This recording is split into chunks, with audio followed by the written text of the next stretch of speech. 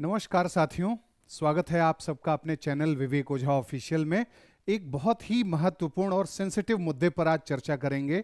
साथियों, अगर आपको ये सुनने को मिले कि कोई बैंक है किसी देश का, उसने ये बात कह दी अपने एम्प्लॉय से, एक साइन करवा के रख लिया कि अगर वो किसी फिनेंशियल मिसकंडक्ट में, किसी वित्तीय अनियमितता में, किसी प्रकार के स्टीलिंग में, कोई बैंकिंग वाली चोरी के काम में लिप्त पाया गया तो उसे सुसाइड करना होगा।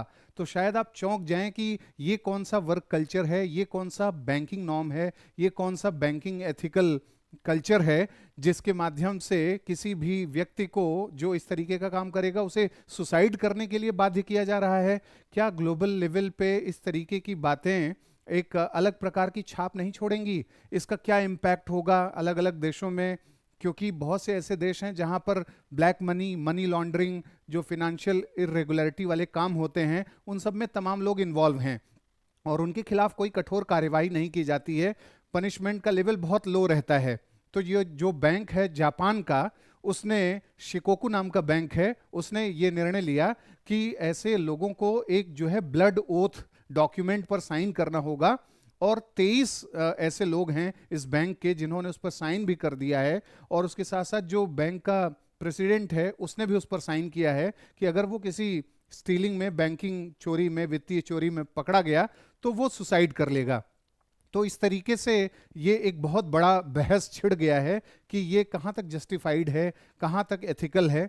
साथियों, ये जो प्रैक्टिस है, जो इस तरीके से जापान ने निर्णय लिया है, जापान के शिकोकू बैंक ने, उसके पीछे एक रिचुअल सुसाइड काम करता है। मतलब जो हाराकीरी नाम का एक रिचुअल हुआ करता था, या जिसे सेपुक्कू रिचुअल कहते थे, ये समुराई जो वॉरियर्स थे जापान में वो यूज करते थे।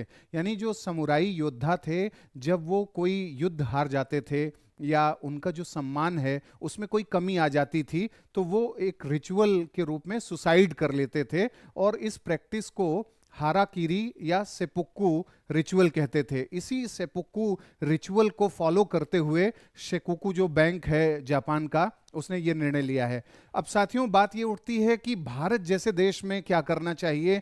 क्या भारत में जिस तरीके की वित्तीय अनियमितताएं और आए दिन बैंकिंग सिस्टम में हम लोग देखते हैं कि अनेक प्रकार के अपराध, सीरियस इकोनॉमिक फ्रॉड्स होते हैं, बहुत से इकोनॉमिक फ्यूगिटिव ऑफेंडर जो भगोड़े होते हैं, यहाँ पर अपराध करके हजारों हजारों करोड़ रुपए का स्कैम करके भाग जाते हैं, उनके खिलाफ इस तरीके की कार्रवाई की जानी चाहिए। क्या बैंकों को इस तरीके का जो है ब्लड ओथ जो है लेना चाहिए या नहीं लेना चाहिए?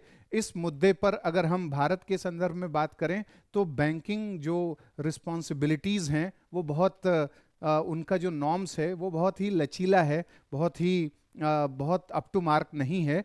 कठोर एक्शंस तो लेने चाहिए, लेकिन ये बात जरूर है कि जिसने अगर चोरी करी है तो वो उस पैसे को चुकाए, किसी भी रूप में अपनी पर्सनल प्रॉपर्टी से चुकाए, ये तो हो सकता है। लेकिन सुसाइड के लिए कहना कि अगर उसने स्टील किया है तो उसे सुसाइड करना होगा, ये एक एक्सट्रीम केस है, ये एक बहुत बड़ा केस है।